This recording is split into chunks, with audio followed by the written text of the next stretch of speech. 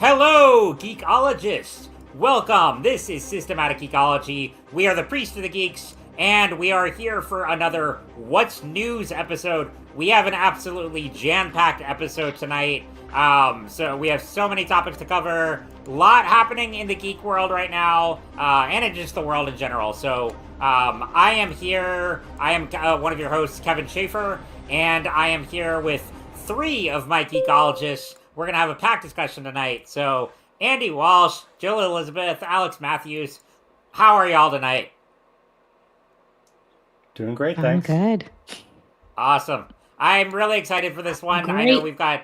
Oh, this will be great. So we've got, as you can see from that slide there, some of the big. This is a pretty movie-centric episode. There's a lot of big movies we're going to be covering, sharing our thoughts on. And actually, before we get to any of the kind of planned topics tonight, so we had a full outline, and then this morning we got the horrible news that the great actor, director, Rob Reiner and his wife Michelle were tragically stabbed to death in their home. And this, shook not only the geek world, but just world in general. I mean, what a legendary figure. So we wanted to start tonight's episode a little differently before we get into lightning round and the main topics, and just remember Rob Reiner. But Jill, I know you and I were talking a little bit before we started recording, so I know you have a cool story here. I wanted to share some of mine too, and but yeah. Yeah, first of all, it's just so sad and so tragic. And like we had said before the show, I certainly didn't think it was going to have a political aspect to it, saying goodbye to this man and his great body of work. And unfortunately, that's there as well. But when I had emailed you this morning about Rob Reiner and just wanting to talk about him, I have this really, really great memory of him. So in 2014, I was pregnant. I was probably 9 months, like going to give birth at any moment and looking to do anything to just take my mind off of this, like getting ready to give birth thing. And a friend of mine invited me to a movie, and there was going to be a special Q&A with the director afterwards, and it was this film, And So It Goes. And he said at the time that was going to be his last great love story that he was going to write. It was such a cute movie. And then he said something in the Q&A after that has just stuck in my mind, and I repeat it all the time. So it's been 11 years, and I probably say it 4 or 5 times a year.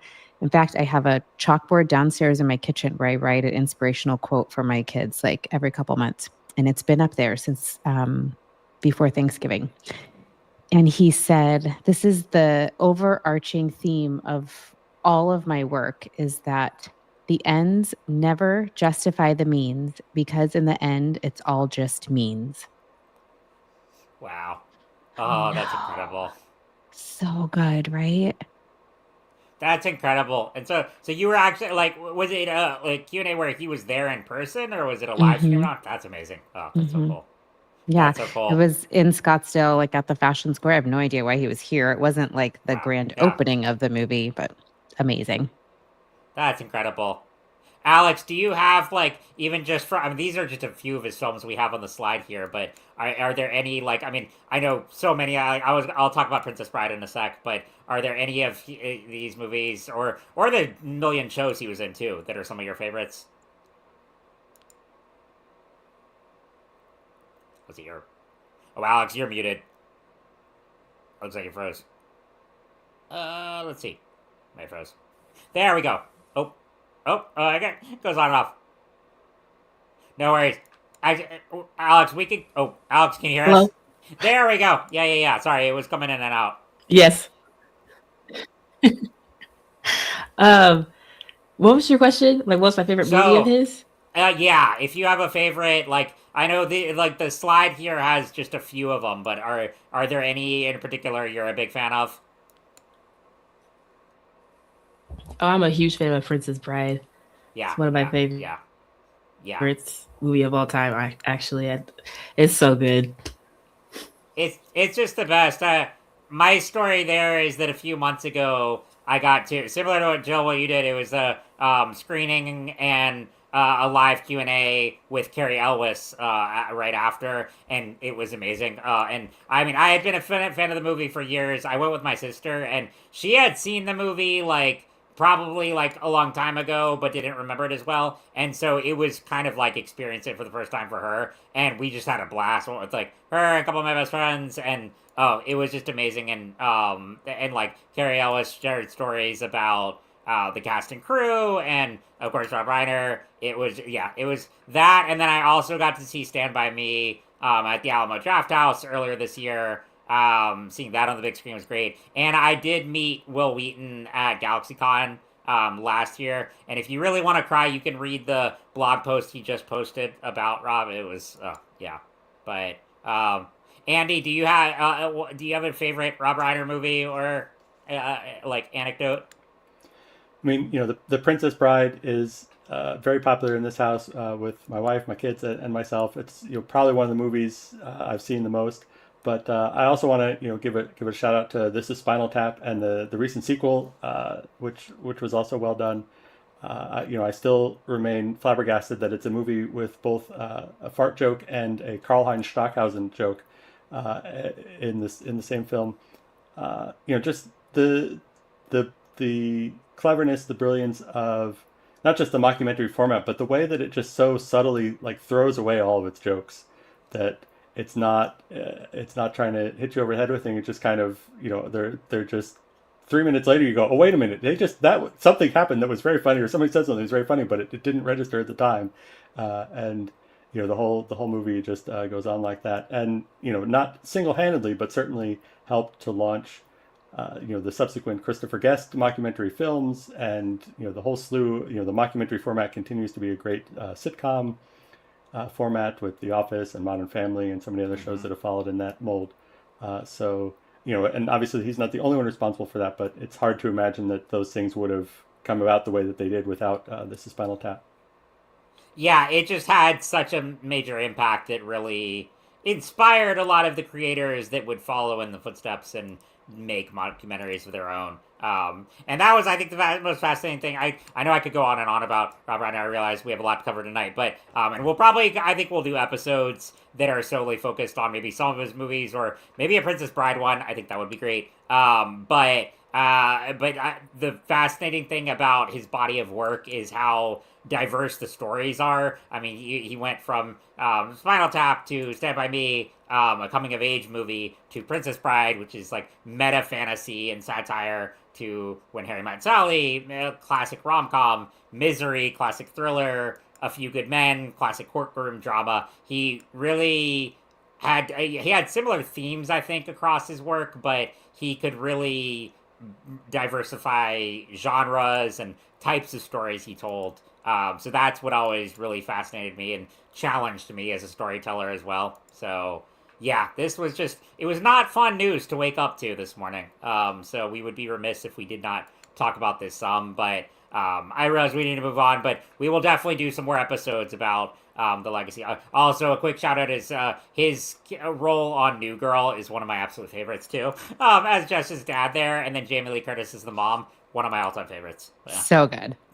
Oh, it's that episode, the Parent Trap one, when Jess tries to get them back together for Thanksgiving. Maybe we'll do it. Jill, you and I can do an episode on just that episode. It would be great. But yeah, awesome. Well, let's move on. So, first off, again, thank you so much for everyone tuning in right now. And this is our lightning round, where before we get into the main topics, we will go around, share some of the things just we've been geeking out on. So, Jill, we'll start with, what are some things you've been checking out? The TV show Nobody Wants This. I love that show. Yeah. Yeah, we just sort of binged it, and then of course Stranger Things season 5 went through that in like 2 days. So good. Oh, I'm a massive Stranger Things fan. Me, Will, and Laura did an episode on the first volume of season 5 recently, so we'll be making more. So we'll have to bring you on the next one, because we're going to be making multiple throughout. Yeah, I just can't wait to see where it goes. Like, I'm really into this season. I've got my Christmas Day plans, so yeah, I mean, yeah, absolutely. Alex, what about you? What are your lightning round picks?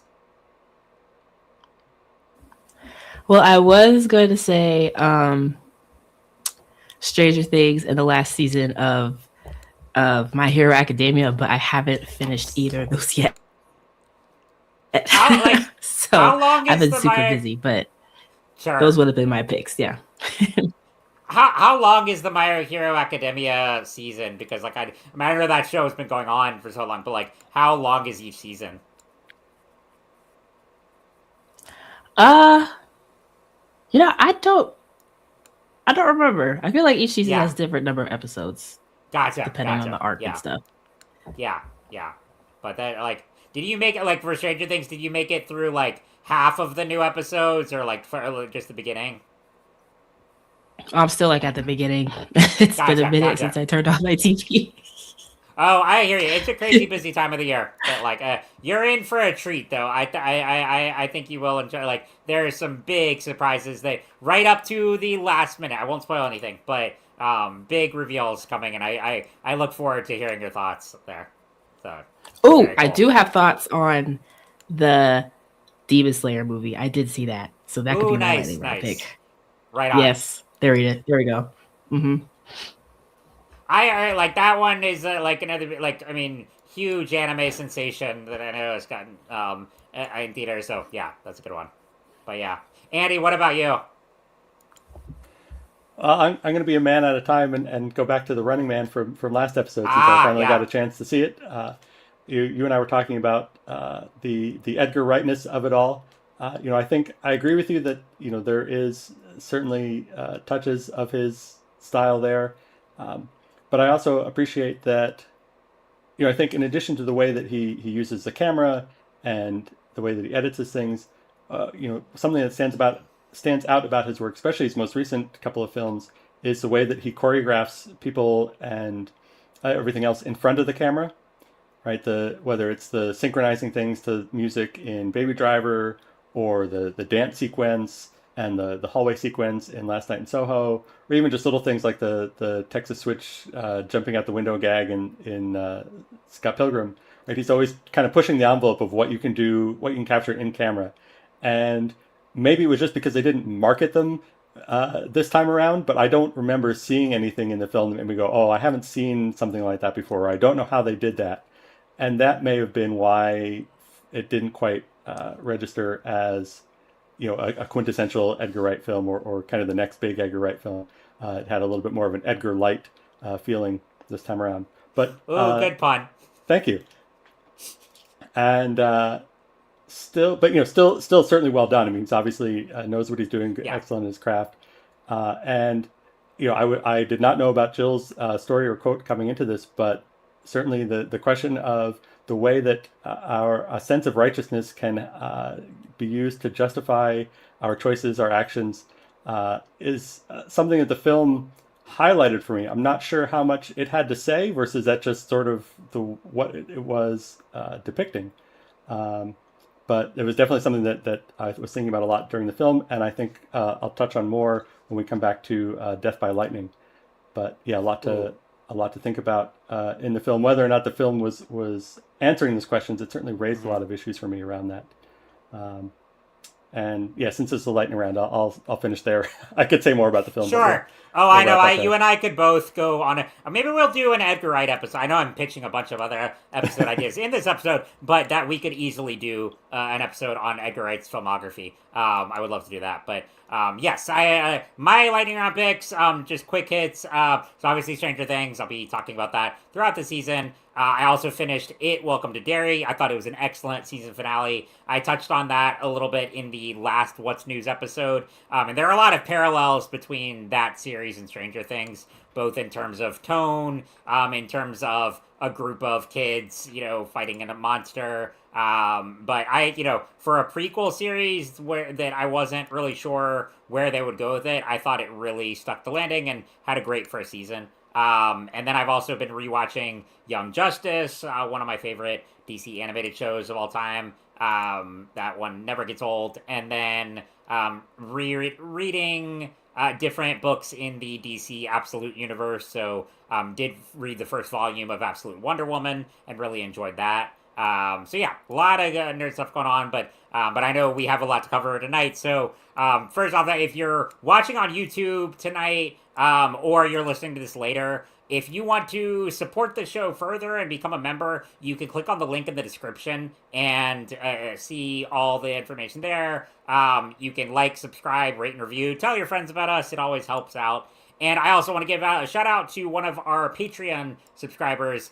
Really cool name, Gunnar Bergam. I think I'm pronouncing that right. Thank you. You are awesome. Really appreciate the support. And very cool name. And so, so thank you all for joining tonight. And again, we've got a lot to cover from our main topic. So let's get to it. So Andy, what is our first topic tonight? Here we go, the big one. So, this is one I've been itching to talk about. We would have talked about this sooner, but with the holidays and people's schedules, we have not gotten a chance to talk about Wicked for good yet. And there are several hosts on the show who are not really musical fans, but then all of us here are super big ones, so I'm very excited. So I've talked about Wicked, I think multiple times on the show before in my background. Jill, let's start with you. What's kind of your background with either the stage musical, the movies, and then we'll get into kind of thoughts on the actual movie here. Yeah, the stage musical is probably one of my favorite theater going experiences ever. I just love it, have loved it for many years. I've seen it twice, once on Broadway and then once when it was touring here in Arizona. And I was super excited for the films and like a little bit underwhelmed with the film. I think it's very hard to capture the magic of such a great musical. Are you talking about like were you more like subpar about this one specifically or both parts? Or sure. Yeah, definitely this one more than part one, but even part one, I just had such high expectations, and then interesting. Like, okay. Oh, it was okay. Yeah, like it was good. Yeah. Interesting. I'll come back to because I've heard that more on part two than part one, but that's a really interesting takeaway. But yeah. Mm-hmm.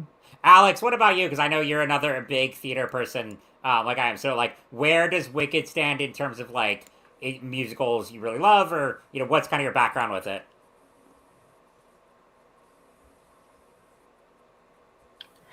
Yeah, I remember seeing like the stage musical. I was like, how old was I? I think I was in middle school or high school when I saw it in person when it was touring in South Carolina. And then I remember seeing the first movie at least 2 or 3 times. Loved it, obsessed. Yeah. I went to see For Good like 2 weeks ago. And I'm gonna have to agree with Jill. I was a little underwhelmed. I don't know. Like after the big number of Gravity from part one, like what else is there to do? Like the second movie is still good, but it's just like I don't know. The first movie was very much top tier music wise in comparison to For Good.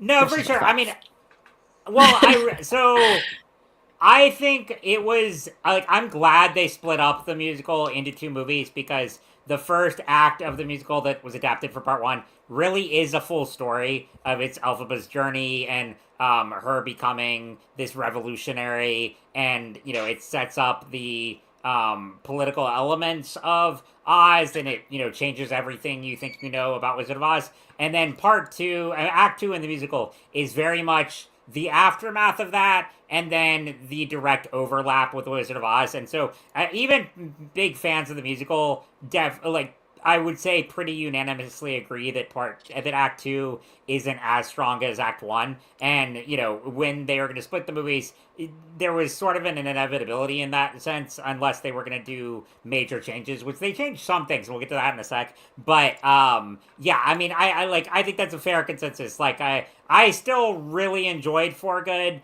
but I think, the first movie is top tier. I mean, it not only the musical numbers, but the storytelling and the emphasis is on Elphaba's hero journey there is so well done. And then I think with this one, they tried to make it more Glinda's story, even more so than it is in the musical, and they expanded on stuff and they added songs and scenes to focus more on that narrative. And I think overall it worked, but there is still some pretty clunky storytelling particularly in the third act. So we'll get to that in a minute. But that's a little bit of my thoughts. But Andy, what about you? Because I know you have your daughter is a theater student as well, and so what work? I know we talked, I think, a little bit about part one last year, but what are your kind of takeaways on For Good? Well, I use this excuse a lot, but my theater student daughter just got home from theater college Ah, yesterday, and we would be in big trouble if we had seen this without her. that's Uh, fair. Ah, so yeah, I have actually never had the opportunity to, or have never taken the opportunity, I guess, to see the Wicked stage show. I Okay. have seen the first movie, and I thought it was well done. The two leads in particular, obviously very talented singers. I am a huge fan of what Ariana Grande does on Saturday Night Live, and so it was fun to see her taking on another comic or performance with comic elements, and seeing what she could do with that.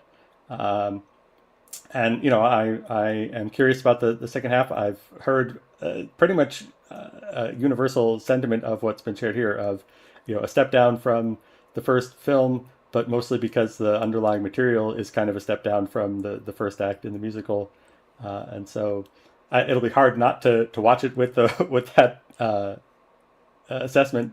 But yeah, I'm sure it'll be a good time. Again, very talented people involved, and a an interesting visual experience as well. Right, there's a lot just going on there to look at.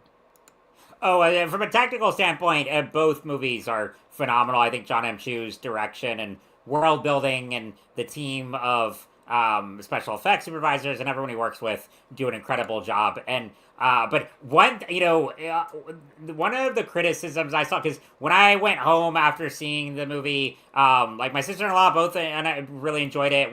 I've seen also the musical on Broadway, and then again here in the Triangle when it came a couple years ago. And my sister in law and I went to that, and then we've seen both movies together. And when I got home from seeing it, I was curious to see reactions from a number of people, like some who were big fans of the musical, others who had never seen the musical and were coming into both movies fresh. And one of the criticisms I saw was there were people who, because this storyline overlaps directly with the Wizard of Oz, they wanted to see Elphaba fully transform into the Wicked Witch of the West and be that evil personification that we see in Wizard of Oz. And they were like, this makes no sense. Like, how is she so evil in the original, but she doesn't really ever manifest in that way here? And my response to that, and I'm curious, Jill, Alex, what you think of this, is that the whole point of Wicked is that when with Wizard of Oz, you're viewing it through Dorothy's lens, and you have a very black and white perspective. So even the version of the Wicked Witch that Dorothy is seeing through her eyes isn't really what's happening. Like, yes, she does, take her captive and everything, but she was never, going to seriously harm her, and she's ultimately working from behind the scenes of still launching this revolution against the wizard. But that was the reason you never really see them, her become fully wicked, and also a never, big like superhero super villain fight between her and Glinda, is because their love for each other still remained till the very end. And that's the thing, is you have to view it through that lens, that it changes everything through perspective in Wicked, that you're viewing it through a different lens than you are in Wizard of Oz. But do y'all have thoughts on that, or how they handled it in the movie? I do. I think, I mean, it's nuanced, and that's the gift of Wicked, both the Yeah. musical and the movies, is that we get the perspective of the villain. I think Andy and I did a whole episode on that, on Yes. villains and Yes. heroes and perspective of who really is the villain, who's the hero. Well, it probably depends on who's telling the story and what the backstory is. And I see there's such a movement in pop culture, in our movies, in our comic books, of moving more towards that we get to see the villain origin stories and maybe have a little bit of compassion for what turns people into the bad guy. Yeah. Yeah. Absolutely. That's the part of Wicked I love. Absolutely. Yeah. Yeah. And that's the thing. And that's why I like if you're just viewing it through the lens of what you saw in Wizard of Oz, yeah, the whole exactly like you said, it's nuanced. It's changing the mindset and changing, and so much of storytelling is dependent on the storyteller and who you see it through, which character's point of view. But Alex, do you have any thoughts on that, or just like I'm curious too, like what you thought in general of how part two overlaps with Wizard of Oz and some of the highs and lows there. Yeah, I agree. Like it's really interesting to see the backstory because it really does depend on your perspective and who's telling the story of who the bad guy is. Because literally the whole time Elphaba was trying to be the hero, but every good deed she did was twisted into some evil action. So she, at the end, she's like, "Sure, I'll just play the villain. Like, give me them shoes, Dorothy. Like, those are my sister." But like, she wanted the shoes only because that was like the last thing of her sister, not because she wanted to hurt Dorothy as a person. So Right. it's just how you see it. Um, and I thought it was really cool, like how they overlapped with the Wizard of Oz too. Mm-hmm. That was really cool. Really interesting that we never got to see Dorothy's face either. I peeped that. That We was never got to smart, see too. her face. That was really cool. But yeah, just that whole like overlap was just really cool to see. Yeah. It's so much fun, and I was also really glad they didn't show Dorothy's face. That was a smart move. Like it just it added to the like the focus on Glinda and Elphaba. I would love to add just one thing about Yeah, the absolutely. movie. And like for not loving the movie, this scene was so powerful. And I thought they did such a good job of the wedding. Yes, And yes. it's like that contrast of the like up on the upper floor is this beautiful wedding with the music and the flowers and the people are all gorgeous as Elphaba is down in the dungeon discovering what's underneath, which is just, you know, this incarceration of the animals. And it's like so sad and heartbreaking. And I just couldn't help but think of, sorry, I'm going to let the US off the hook for a minute here, like the royal weddings in England. Right, right. That we see and like what a spectacle it is and how the whole world tunes in. But people are not like asking, oh, all that beautiful jewelry. Like, think of how that got in the hands of the royal family. That's horrible. Yeah. And even the construction of the cathedrals is only because of exploitation and the extraction of wealth from the, you know, colonies that England has. And it's just, I just thought that the director did a beautiful job of giving us that visual contrast of what we see is beautiful, but what's underneath it is rotten.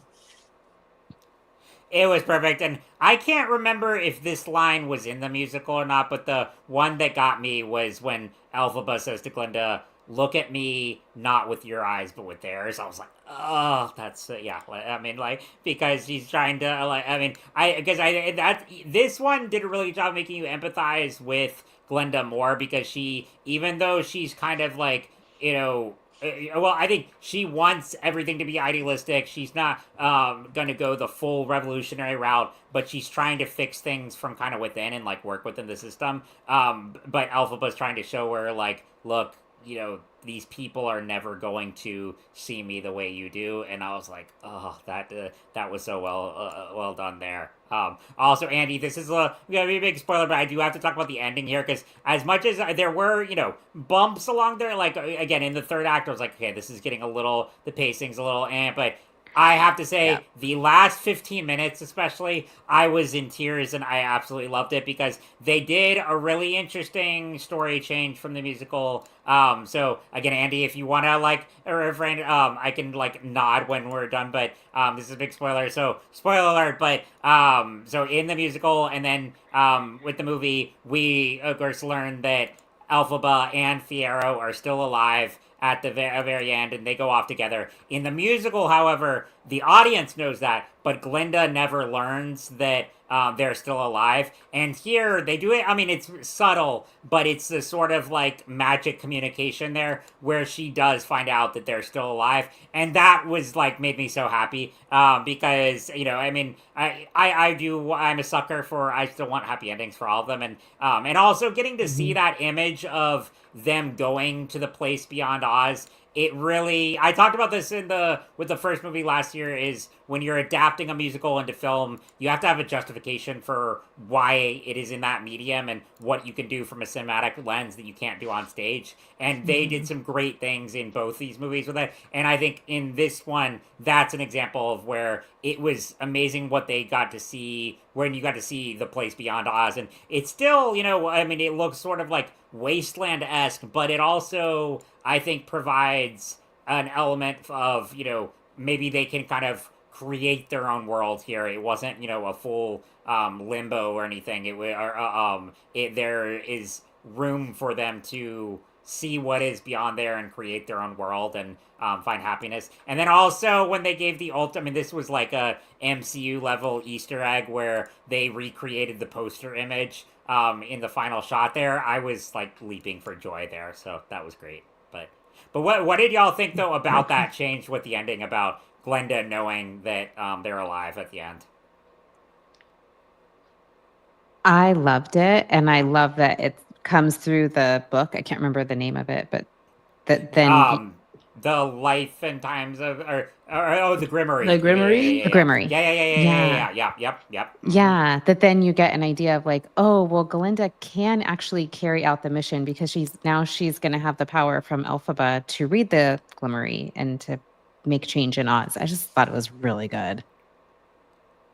Oh, it was beautiful there. Yeah, it was a good change. But yeah, I mean, overall, I mean, I think it's, definitely not as good as the first one, but but I also kind of view both, similar to Lord of the Rings, I view both movies as sort of one movie broken into two parts. And again, I'm glad that they did do that because I think it would have been rushed if they had tried to cram it all into one movie, because there is so much story there, and even in the musical, it's a lot of plot to get through, and I liked the pacing of especially the first movie, and here as well. They again, it's clunkier than the first, but I was really glad that they gave each movie time to breathe and split it up the way they did. So I still thoroughly enjoyed it. I'm always a big Wicked fan. I went in with my Elphaba shirt. It was great. But yeah. So any other thoughts y'all have on this one, or just the musical or anything about Wicked? Yeah. I know I could talk about it all day, but let me tell Andy he can come back here. But yeah, and I have a recommendation at the end of the episode for if you're an Oz fan and you want to kind of go deeper and find another story in this universe that I think they could also adapt. I do have a recommendation at the end, but yes, that's Wicked. So Andy, I look forward to your thoughts when you get to see it with the family, and what kind of you think of all the connections to Wizard of Oz and all the changes and everything there, and backstories. So, very cool. Awesome. Well, what is our next topic here? Here we go. Wake up, dead man. So, and Andy, I know you want to tell your excuse again for not seeing this? So I've got two kids in college. One of them came home yesterday, and one of them comes home Wednesday, and we are all big Ryan Johnson, Knives Out, Benoit Blanc fans. So we cannot be apart to watch this when we had to wait till we're all together. So I will sit this one out, but I'm very stoked. I've heard lots of good things, and look forward to hearing what you guys have to say. And if you want to chat spoilers again, I can take my headphones off again. Andy, you have more patience than I do. I don't know that I would be as good and dedicated a father if I had to wait for all these. I'm I would probably lie and be like, yeah, let's watch this. I haven't seen it yet, and try to do fake reactions. But no, I think has crossed my mind, but I stayed. My daughter actually made me pinky swear over a video chat the other day. She's like, "Yeah, we can't watch it until I'm home." Like, well, I can't go back on the pinky swear. The pinky swear is all sealing, so that's fair. But yeah, no, actually, I think I don't know if y'all are cool. I think we can talk about this without spoiling, because I'm more interested in hearing what y'all think of the overall tone of this movie and kind of how it compares and contrasts with the other two Knives Out. So I don't necessarily need to spoil the plot itself. I'm more interested in what y'all thought of like the movie itself. But Alex, what I'll start with like what you thought of this one and kind of what your background is with the now Knives Out trilogy.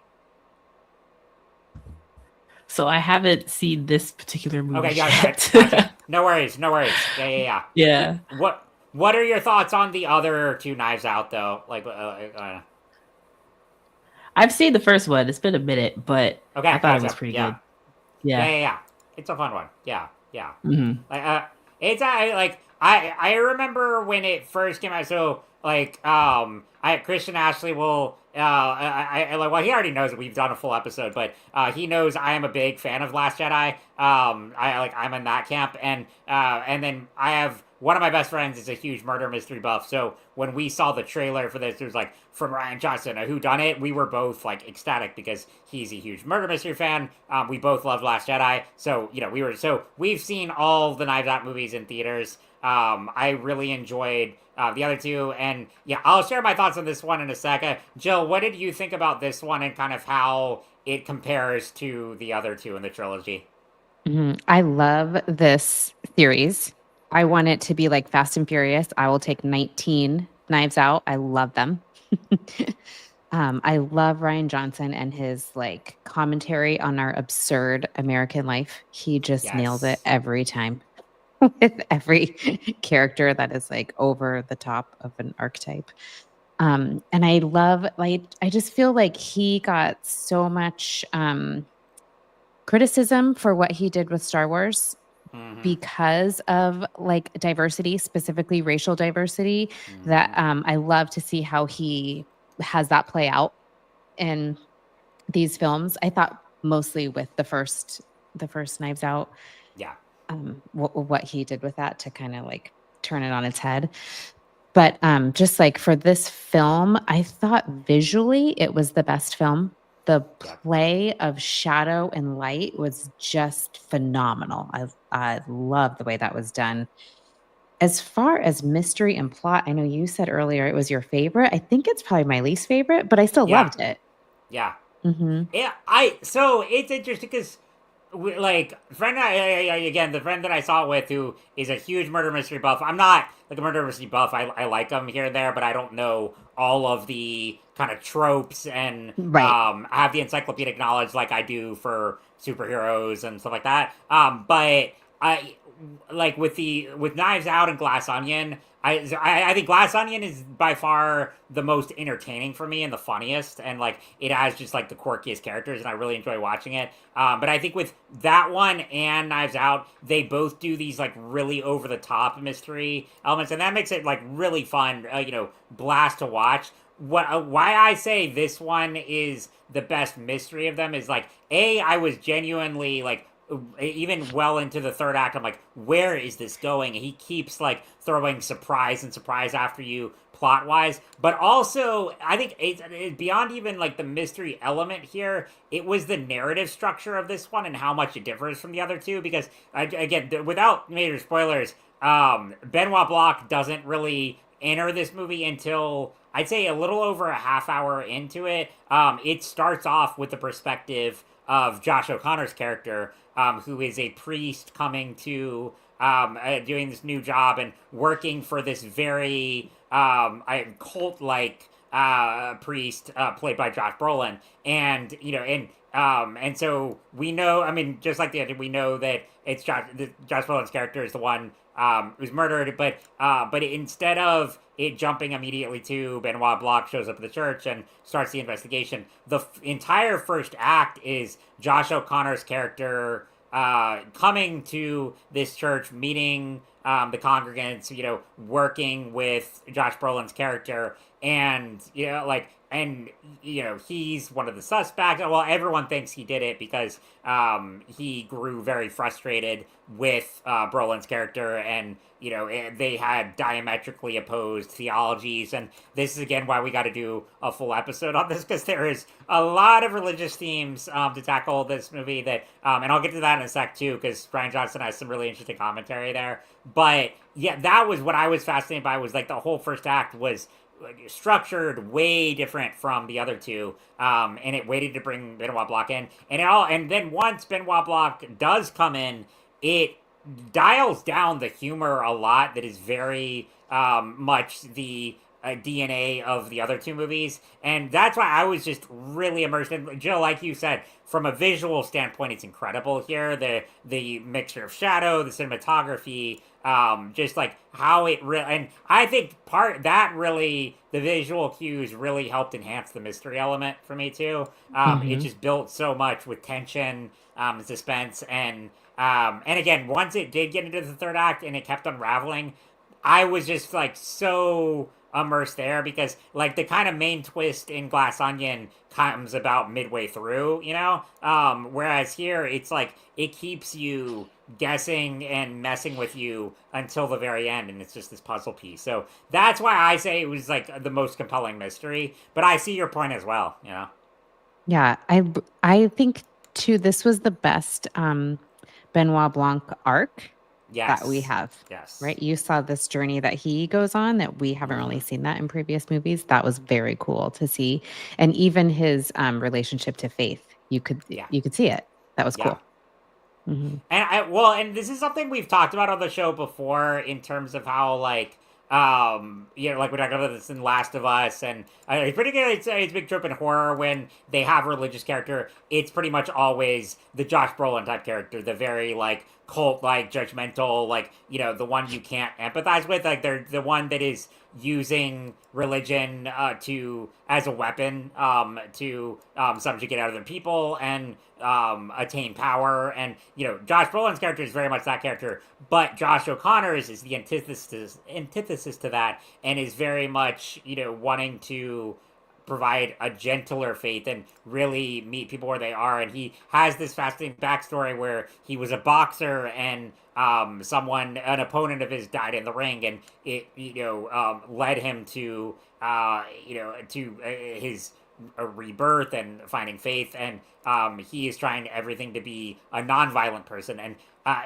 so I liked the exploration of faith here. And then Benoit Blanc comes in as a huge skeptic. And again, and I won't spoil what his arc is, but it's really fascinating in how that is handled. And this brings to a point is that Ryan Johnson has like I didn't know this until this movie and reading all the interviews and watching panels with him. But he is an evangelical Christian who grew up in a very conservative environment growing up, where it was it took up every aspect of his life growing up, and then he drifted away from it. But I think he really does a great job having a respect and a close, nuanced examination of faith here that isn't this like overly critical, like, oh, all people of faith are automatically monsters or hypocrites or whatever.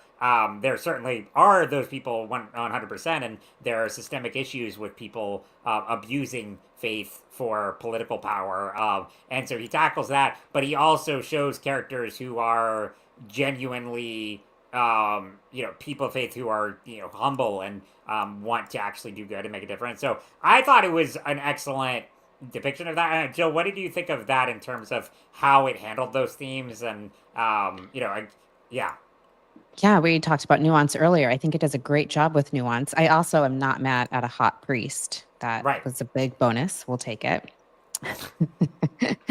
um, but it reminded me of a conversation I had had about the film Conclave. And the person I was Yeah, talking with about said, if the movie Conclave doesn't leave you with what did he say?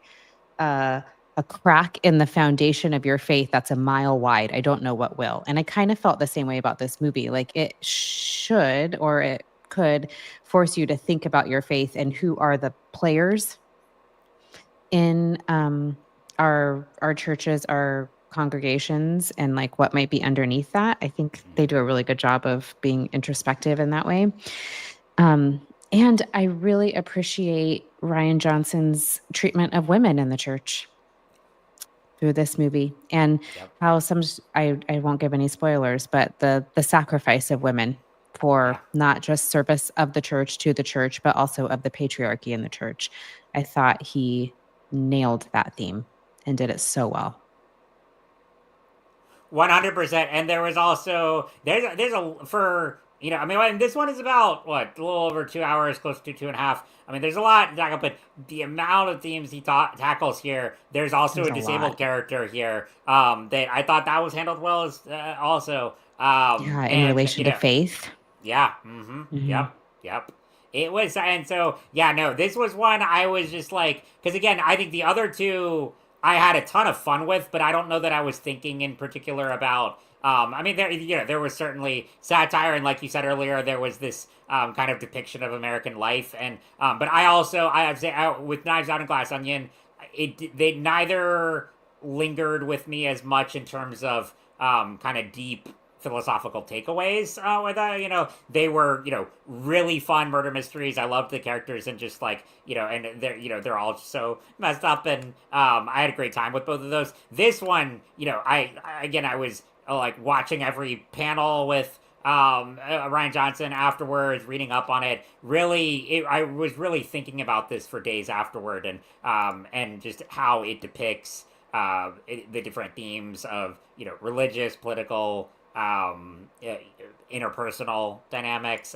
It just really was, I think, his most ambitious, and in some ways that's led to criticism. Like some people, I think, came in wanting a more straightforward, just another Knives Out movie, and this one is very different from that. It's also, well, you've got a great cast here of like Jeremy Renner, Kerry Washington, Glenn Close, like great supporting cast, Thomas Hayden Church. But I will say with this one, it has such an eclectic cast of characters in the first two as well, but there's more emphasis on all of those characters here. It's almost a core trio movie with, again, Josh O'Connor, his character Benoit Blanc, and then Josh Brolin's. And so it puts more emphasis on those, and still has the quirky ensemble, but there's less emphasis on that than there is in the other two. And I thought that was an interesting choice as well. There were times where I'm like, okay, I kind of want to see more of this character explored, but there were a lot of moving parts to this movie. And again, I think it was worth it ultimately because I thought that ending played out really well. But yeah. I agree. I can't wait to hear what Andy thinks of it after he sees it. Andy, Alex, I'm very excited for your thoughts because it's it's on Netflix now. Actually, it's still playing in theaters. This is one I would recommend seeing in theaters if you get a chance to. But it's also available streaming now. But and Jill, I agree with you. I would take another 19 of these movies as well. I want to see Ryan Johnson make other stuff too. I know he is writing something different now that he talked about in Hollywood Reporter, like a 70s style thriller. So I want him to tackle all kinds of movies, but I could see this franchise going on for as long as he wants it to. So, very cool. Excellent. Well, that is Wake Up Dead Man. I know we're sure on time. We're probably going to make this a longer episode, but oh well. Supergirl, though, we got to talk about. So, well, like Andy and I are always big comic book fans. Jill, Alex, where are y'all in the terms of DC Universe, comic book movies, etc.? Go ahead, Alex.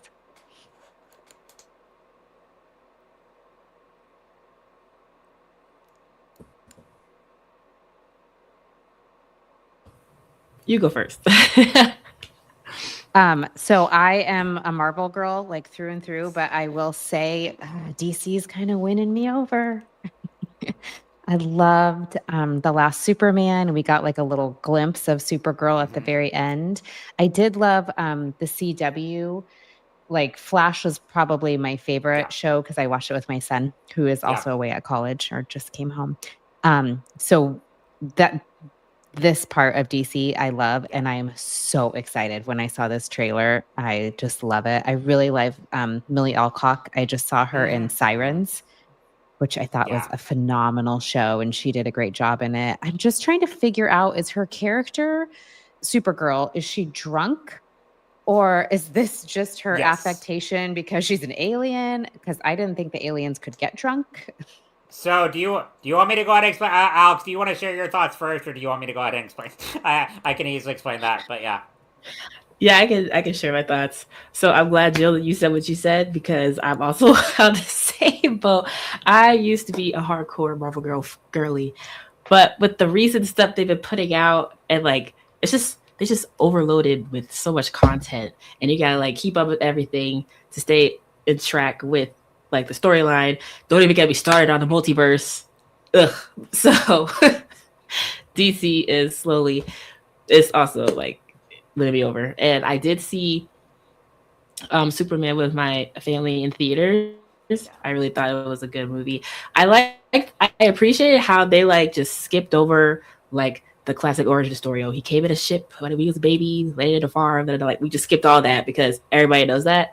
So it just got to like the meat and potatoes, and everything. So I appreciated that. And it just put a different twist on like humanity and stuff and things. I could also answer the question about how Supergirl is drunk too, if you want me to. But Go, take it away. Take it away. Well, I'm not good at explaining, so if you want to take over, you can. But basically, it's because of the suns. She can't get drunk on Earth because the sun is yellow. So she, at the end of the movie, she came back from a different planet that had a red sun. Yep. Where she could get drunk and all that. So, yes. Perfect. And well, Thank and Jill, in terms of like why she's like partying and drinking in terms of, so this movie is, and thank you Alex for that, because like that was it, like it's exactly right in terms of the sci-fi aspect of it. And this movie is specifically based on a comic called Supergirl Woman of Tomorrow, written by Tom King. And the part when he went in writing this one of the questions he had was, Supergirl is always depicted as this optimistic, like you get her much like Superman, but in some ways even more so. And his problem with that was, whereas, yes, Superman also comes from a planet that was destroyed. They both come from Krypton, but he never saw that happen. He was a baby. Supergirl is actually witnesses her entire civilization destroyed. She lives with this trauma. She then comes to Earth, and even though she's older than Superman, she's still viewed as his younger cousin because of the way she was stayed in because of like the time gap in terms of when it took for her ship to land. So she's dealing with all of this trauma and internal struggle that Woman of Tomorrow really taps into. And so this movie is very much adapting that, and it wants to show a superhero that it doesn't have it all together, that is messy, and that has a lot of emotional baggage she's carrying, while still, having a mission and, doing what's right. But she has all this pent up trauma that she's wrestling through, and the comic does a great job at exploring that. And based on this trailer alone, I think that this is it looks to be a very faithful adaptation. I'm sure there will be changes here, but I think in good ways. But yeah, I'm a massive fan of that comic specifically. Highly recommend it, even if you've never read really any DC or any kind of Supergirl. It's a great standalone 12-issue miniseries to read. And the art is absolutely stellar. And seeing this trailer, they really captured the aesthetic really well. I'm a big fan of the director. He did what was it?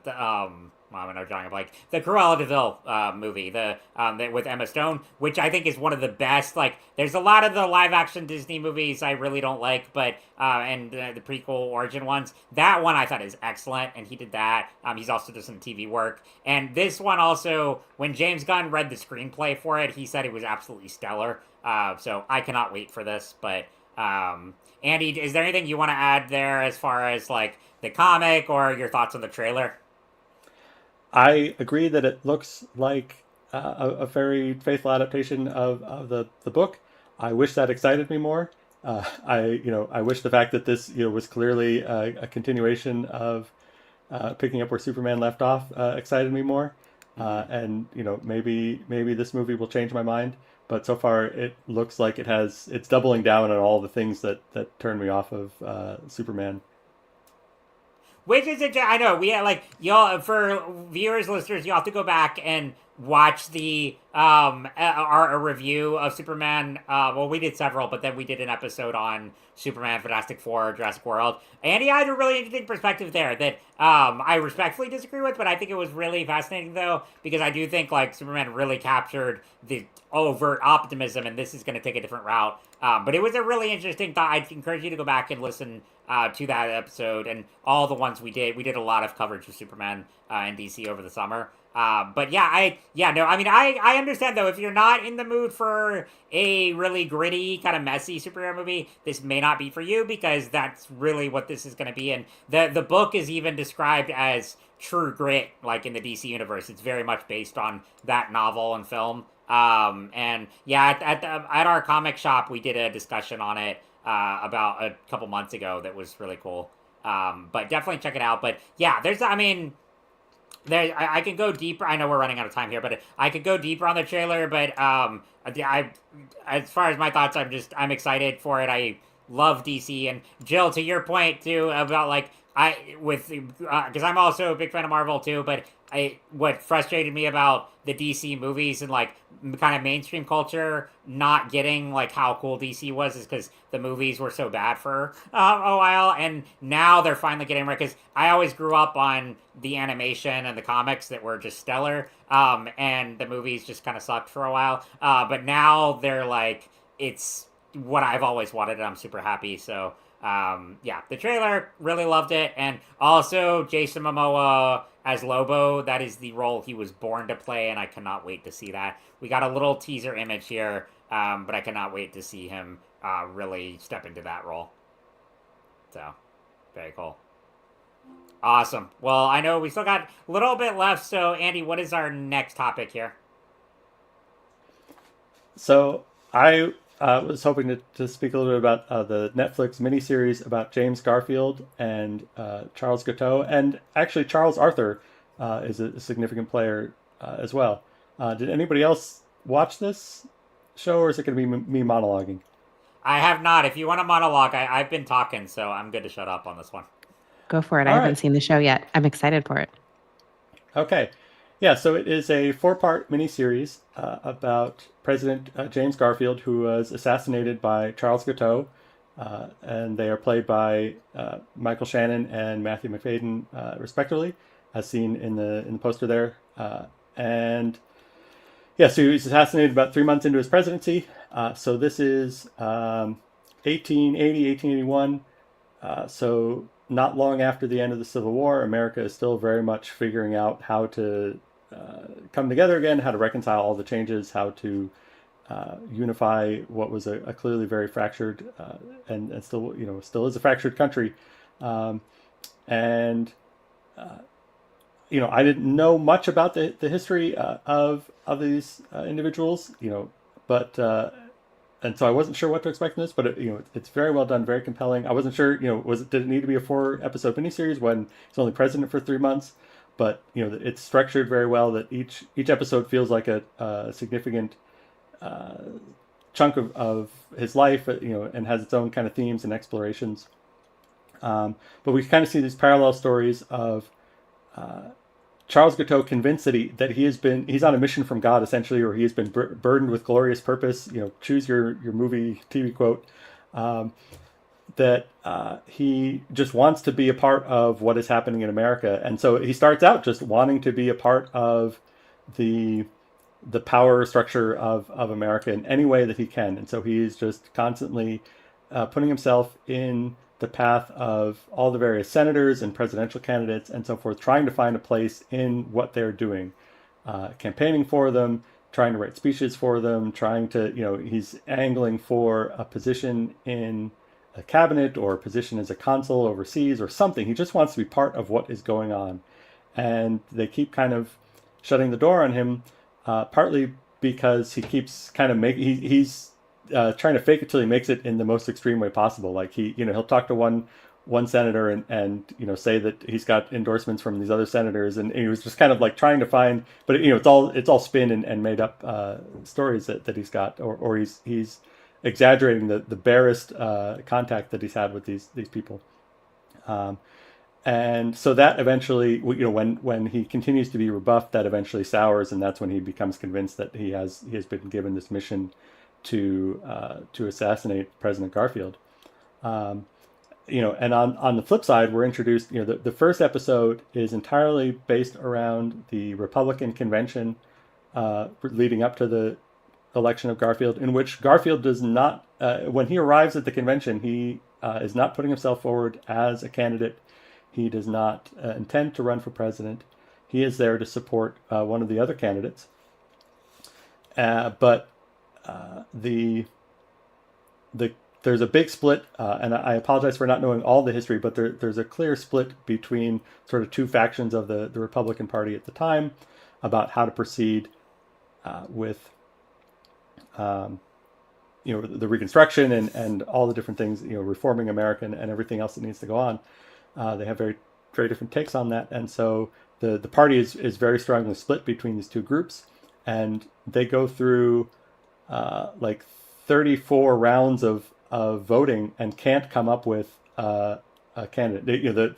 The voting went differently these days. These weren't all things that were done by popular election of all the states. There are folks, there are electors there that are there to pick a candidate for the Republican Party, and so they're just voting in a closed room, more conclave-esque than modern election day-esque, to pick a candidate. They can't decide. It just keeps being a split ballot, and somewhere along that process, based on a speech that he gave, somebody puts forward James Garfield's name. And so he gets one vote in, round 12 or whatever it is. And that same guy just keeps voting for James Garfield because of this very compelling speech that he gave. And eventually other folks are so frustrated with the deadlock that they're like, well, maybe we'll try voting for James Garfield. And so then he gets like 12 votes, and then he gets like 20 votes.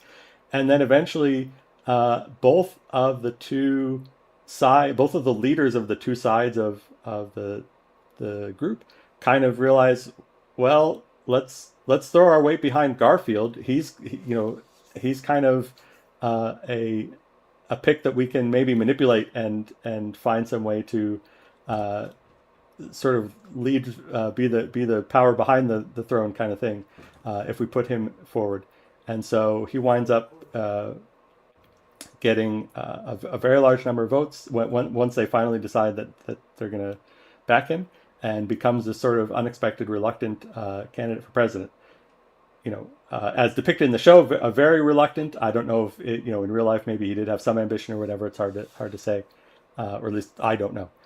Maybe it's very easy for some historian to say, but so he becomes president, and then they need a vice president, and they put forward Chester A. Arthur, who is the diametrical opposite. Right, he is part of the party machine. He is, as depicted again in the show, he's out kind of cracking skulls to get essentially bribes, right?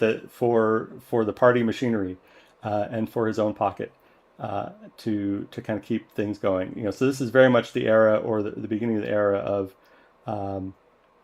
that sort of very corrupt party machine. You got to pay to play kind of politics that we associate maybe with that late 1800s, early 1900s American politics. A lot of the things that got various the Teapot Dome scandal and various things that or maybe just names are from history books or whatever. But that so Chester A. Arthur is very much part of that machinery.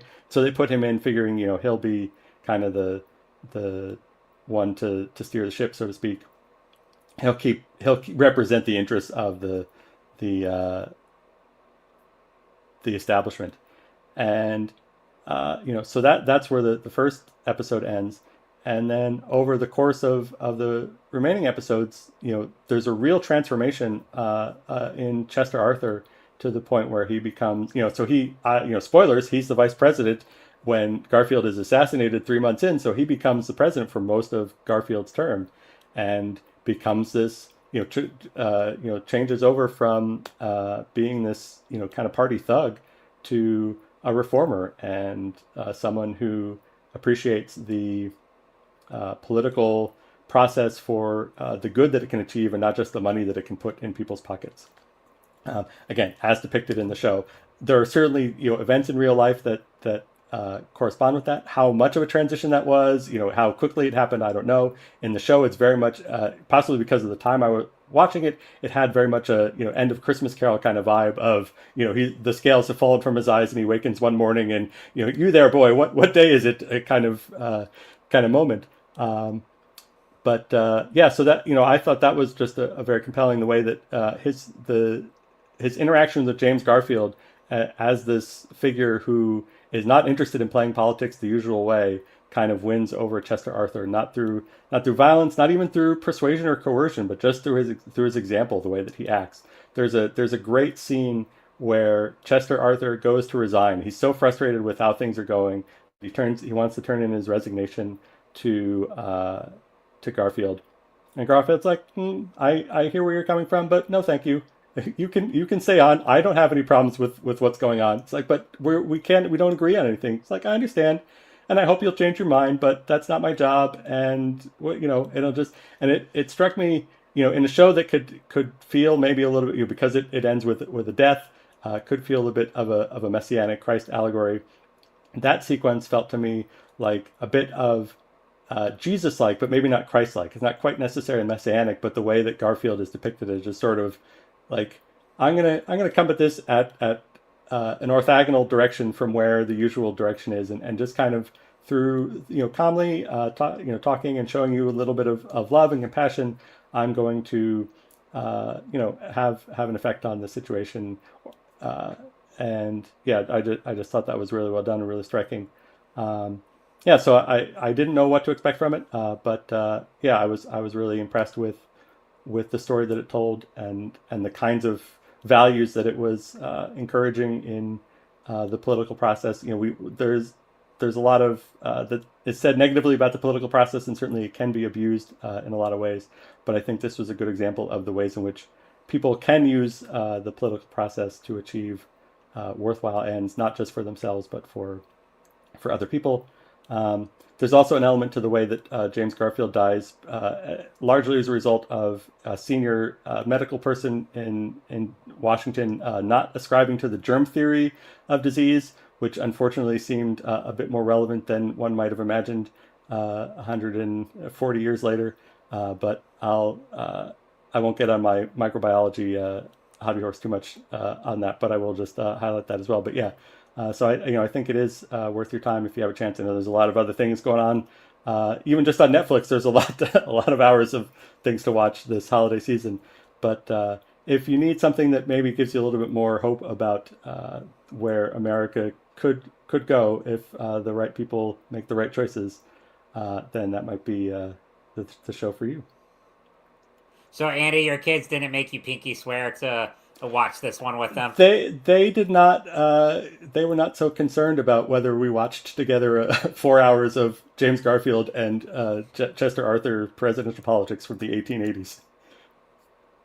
Hey, this is a stat cast too. I mean, I even McFadden and Michael Shannon, and then also like Bradley Whitford, Nick Offerman. So I definitely want to check this out. I think I saw the image, but I didn't really know anything about it. So yeah. Yeah, Nick Offerman plays Chester Arthur. He is just having a grand old time during Chester Arthur's villainous phase, and really sells the transition. And Shea Wiggum has just the most fantastic facial hair of anybody on screen this year. I think as a almost literally mustache twirling villain senator who was one of the rival leaders in the early sequences and throughout the show. But yeah, if you loved hating him in Mission Impossible: Final Reckoning, you'll love hating him as Senator Roscoe Conklin. Excellent facial hair, excellent name, terrible politics. He was also in the Danny McBride series Vice Principals, as sort of like as Danny McBride's character's ex-wife's husband. Yeah, sorry, but yes, in Mission Impossible, you definitely hate him there. So cool, good pick. I like it. This is one I'm glad. I knew really nothing about, so I enjoyed your analysis there. Thanks. Sweet. Awesome. Well, we got. Speaking of Netflix, I know this is something we could literally do an entire episode on, and I know I don't want to take up too much time here, but we had to talk about this. So I'll give the brief overview of what's going on, and then we can kind of share our thoughts. But if you haven't heard, well, first off, Warner Brothers has been up for sale for months now, with different studios and companies trying to make the highest bid. Initially, it was looking like Paramount was going to be the winner there, but then Netflix came in. It was about a week ago, where I think they offered somewhere around the range of 80 billion to acquire Warner Brothers. Though shortly after, Paramount came in and is trying to increase their bid. Apparently, they really want it, but so it not like as far as I know right now, it's still kind of a bit like it looks like Netflix will be the purveyor, but Paramount is still in a bidding war there. But essentially, yes, this means that Warner Brothers, one of the longest lasting legacy movie studios, could be eaten up by the same streamer that we were just talking about watching Wake Up Dead Men on, and a series Andy was just talking about, and like back in the day, I mean, I know all of us probably remember the days when Netflix started out as the mail-in service that would just send you DVDs, and we thought it was the best thing ever, and then now we're in this like they don't allow you to share passwords because it takes away money, but they can afford to whop out 80 billion to acquire Warner Brothers. So if you couldn't tell, I'm pretty cynical about this. I don't really have many positive things to say here, and it makes me terrified for the future of particularly movie going. I am a huge proponent of going to movie theaters, and I go all the time. That's what has me worried the most. But Joe, we'll start with you. What are kind of your initial thoughts on this and the whole bidding war and everything? Yeah, I think, I'll try to be brief because we don't have much time, but it is scary for those of us who love going to the theater that, we just saw, like with Knives Out, that came out in the theater, and then within days, just a few days, it was available on streaming. They did the same thing with Frankenstein. I think Netflix's entire model for their movies is just to put it in the theaters long enough to qualify for award season. But that obviously that is not where they're making their money. Their money is made in streaming. And we've seen some really interesting pleas from movie theaters, and there's been op-eds in big newspapers about, like, if this happens, our theater experience will die, which is so sad. Then on the other hand, you have Paramount and David Ellison being the owner of that now, just compiling data. And what he did with his company Oracle is really just about collecting data to feed to AI. And that's a whole other type of scary thing that we're stepping into. I just feel like, as people who enjoy watching art, we're going to lose. Whoever wins this, we're losing. And not to harp on someone's physical appearance, but David Ellison literally looks like a cartoon villain out of something. I mean, he just I'm okay saying that because he's an awful human being, and I have nothing nice to say about him and his daddy, who's a big buddy with our president. But that's that. But no, I agree completely. I think it's just it's there's, to me, no really good outcome with either of them acquiring, because neither are putting art and artists first, and that's what terrifies me. Right. And I think if Paramount Plus ends up winning, which they're just offering the shareholders flat, it's at $30 a share. The shareholders will ultimately decide will they take it or not. Is we also have so much censorship that comes into play now. And well, either way, you're creating these monopolies, and there'll be a lot less freedom for smaller independent studios to make films that we love to watch. Oh, yeah. It's Alex, do you have any thoughts on this?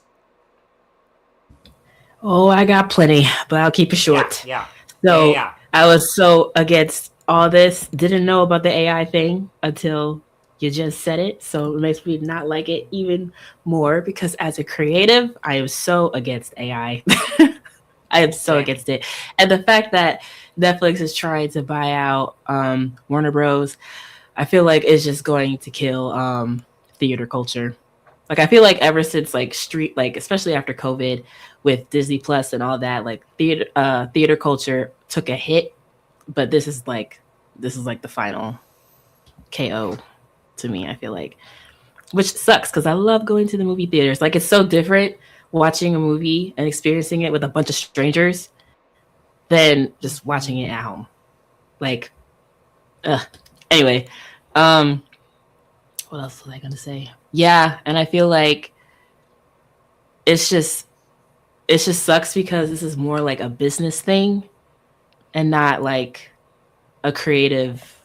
Like they don't care about creatives anymore. They only care about how much money they're gonna line their pockets with. So no one cares about the art of movies or anything anymore. I feel like, and it sucks. Yeah.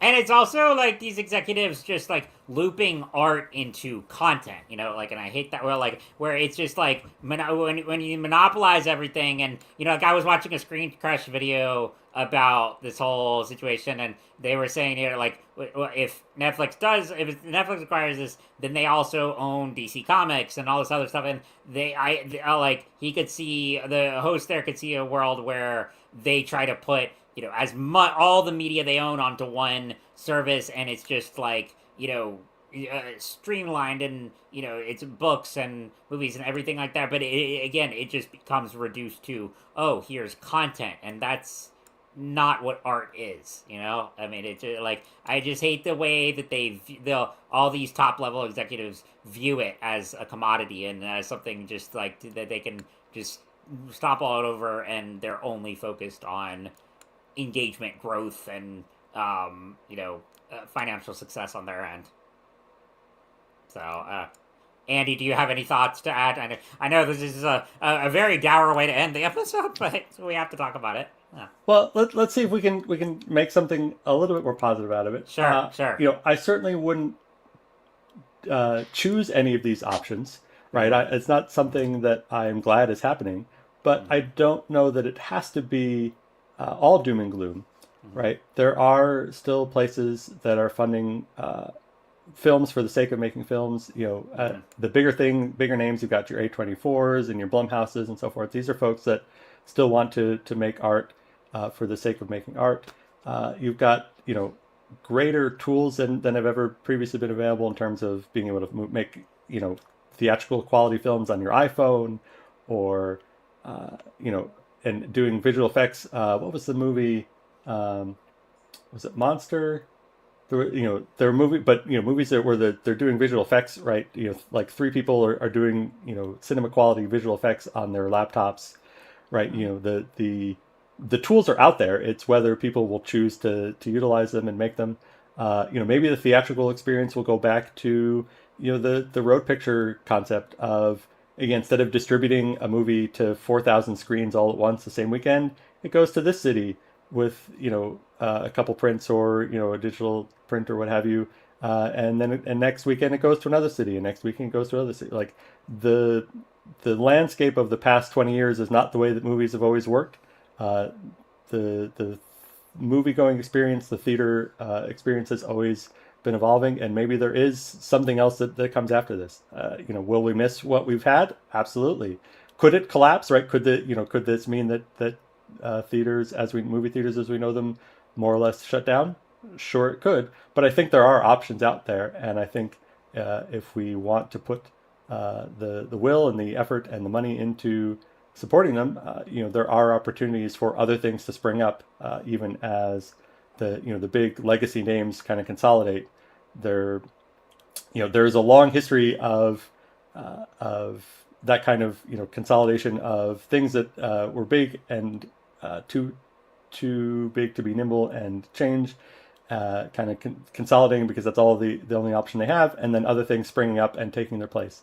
And we can hope that maybe you know, A24 or some other name that we don't even know right now fills the gap where Warner Brothers used to be. And I know, I'm glad you brought that up. There's and there's still that yearning for the experience, as everyone is talking about. I mean, yes, theaters have struggled a lot, but there are still people who want to experience that and filmmakers who obvious and creatives who obviously support it. And so I think what we can do on as consumers is obviously support theaters, also buy physical media. I mean, I have I have several bookshelves here, but one has mostly movies on there, and I still love collecting Blu-rays and 4Ks, and having that on display, and that really I think sends a message to the big studios that there's still an appetite and a market for that. But yeah, I like the concept is we're entering uncharted territory here, but there is still an opportunity for something new to come about that is artistically beneficial for everyone and that is community oriented. So we'll see what happens. But yeah, it's a lot of uncertainty. I think this will be a news story we'll be talking about for months on end as it evolves and more updates take place. But that'll happen. So yeah. Awesome. Well, I know this has been a jam-packed episode. This was great, y'all. I really enjoyed talking with y'all. And again, if you are on YouTube right now, please give us a like. We really appreciate it. And before we go, do we have any recommendations we want to share? I alluded to mine earlier. I'll share real quick, but when we were talking about Wicked, but if you want to dive deeper into the Wizard of Oz universe, I recommend a YA series called Dorothy Must Die, written by Danielle Page, which is about, without major spoilers, it takes place in the present day. Another girl from Kansas gets swept away to Oz, and when she arrives, Dorothy is now this evil dictator who's taken over. And it's where it fits in terms of the larger canon, I think it's kind of its own thing, but it hasn't really. There's 4 main novels and then a bunch of spin-off novellas as well that Danielle Page also wrote. That again is, I think, if they want to do another Oz story, I think that would be a great TV show. But I really love those books and would highly recommend them. So that's my recommendation. Alex, what about you? Do you have a recommendation either from something we've talked about tonight or something totally different that you just want to shout out? Yes, shout out to Wicked for Good because it's still a good movie. Mm-hmm. Y'all should definitely watch that.